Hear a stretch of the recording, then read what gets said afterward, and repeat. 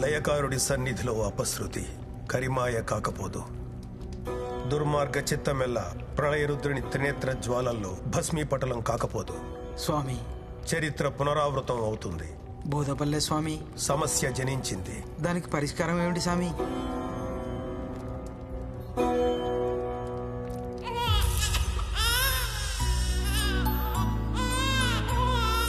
పరిష్కారం జనించింది.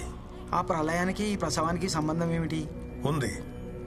ఈ జననాలు మరణాలు, ప్రణయాలు ప్రళయాలు లయకారుడి విన్యాసాలు.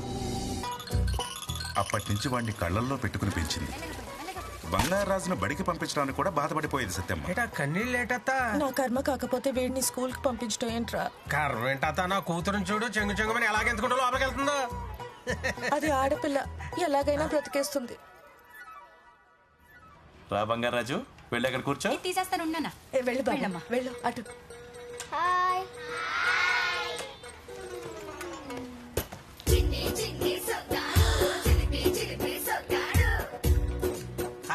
మా బంగారాజు పైన చూసినట్టుంది. అంటే అది రే, అది బంగారాజుని స్కూల్లో జాయిన్ చేసాం, కొంచెం చూసుకోయే. జాగ్రత్తగా చూసుకోరా. అది అలాగే. బంగారాజు ప్రతి పుట్టినరోజుకి సత్యమ్మ వాడికి కుంకుడికాయతో తలంటేది. ఊరంతా పండగ చేసేది. తిను బంగారం. వయసుతో పాటు బంగారాజుకి చిలిపితనం కూడా పెరిగింది. పిల్లలు, రేపు క్లాస్ లీడర్ని పెడుతున్నాం. ఇంట్రెస్ట్ ఉన్న వాళ్ళందరూ పేర్లు ఇవ్వండి. ఆ మాటతో గడుసు పిల్ల నాగలక్ష్మికి ఓ ఐడియా వచ్చింది. ఏంటి నాగలక్ష్మి ఇవన్నీ? జున్ను, పాలు, కూరగాయలు, కుంకుడుకాయలు. మీ అందరికీ మాస్టారు. ఆహా, మాస్టారు, ఈ రోజే కదా మన క్లాస్ లీడర్ ని ఫిక్స్ చేసేది. అవునమ్మా. సరే మాస్టారు. సో క్లాస్ మొత్తం మీద లీడర్ అయ్యే చాకచక్యం మన సర్పంచ్ గారు అమ్మాయి నాగలక్ష్మికి మాత్రమే ఉంది. నాగలక్ష్మే class leader. Thank you master. Thank you.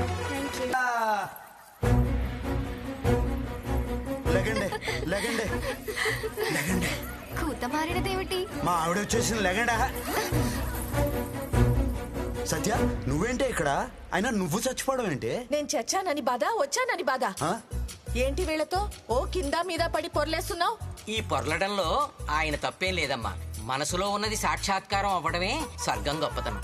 Thanks అండి, మీకు మంచి మాట చెప్పారు. ఓ, ఇదే కోరుకున్నావా? దొరికేశాను. నీకు చీరలు అంటే ఇష్టం కదా, నీ మనసులో కోరుకున్నావు అనుకో, నీకు తెలియకుండానే నీ చీరలు మారిపోతాయి. మనకేం సంబంధం ఉండదు. అవురా? అది సరే, వీళ్ళెవరు? మన రంభ, ఒరసి, మేనకాను. నా ముద్దులు పెళ్ళం సత్యమ్మ మీకు అక్క అవుతుంది. సత్యం అక్క గారికి ప్రణామములు. ఇప్పటి వరకు చువ్విచ్చి అని కవ్విచ్చి, ఇప్పుడు ప్రణామములట. ఏ మాట కామాటే గాని బంగారాజు బావు గారు చూపులతో ఊచకోత కోసేస్తారక్క. అక్క చెక్క అన్నావంటే తొక్క చెక్కేస్తాను. నువ్వేంటయ్యా వీళ్ళని చూసాక నన్ను మర్చిపోయావు? నేను అలిగా. అలిగితే నువ్వు డబల్ అందంగా ఉంటావే పుట్టికి.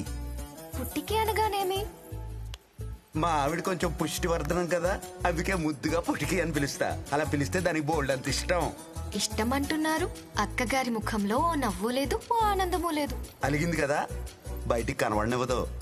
కోపంలో కూడా చిన్న నవ్వు కనబడద్ది చూడండి. దాన్ని దాచుకోవడానికి నానా తిప్పలు పడద్ది. మా సత్యమ్మకి నవ్వు కళ్ళల్లో కనపడద్ది, అదే ఆమెకు అందం. కాసేపటికి నవ్వు, సిగ్గు రెండు మిక్సింగ్ అయిపోతాయి. అయిపోయి ఒకేసారి బ్యారేజ్ గేట్ ఎత్తినట్టు పొంగేస్తాయి మా సత్యమ్మకి. అయ్యా, ఓ బంగారం, నువ్వు మాయలోడివి బంగారం. ఎంత కోపంలో ఉన్నా మనసు ఐసు ముక్క చేసేస్తా.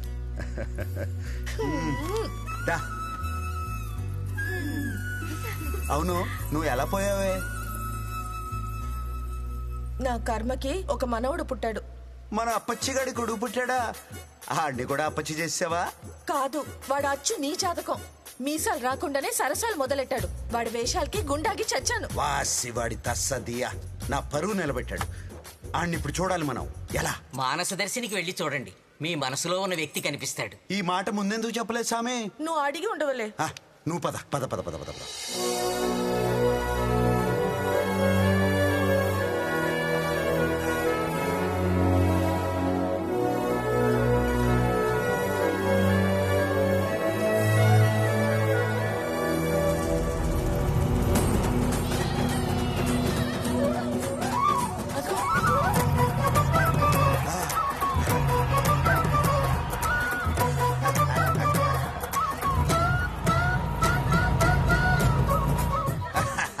అచ్చు నాలానే ఉన్నాడే, మక్కికి మక్కి దిపాడు.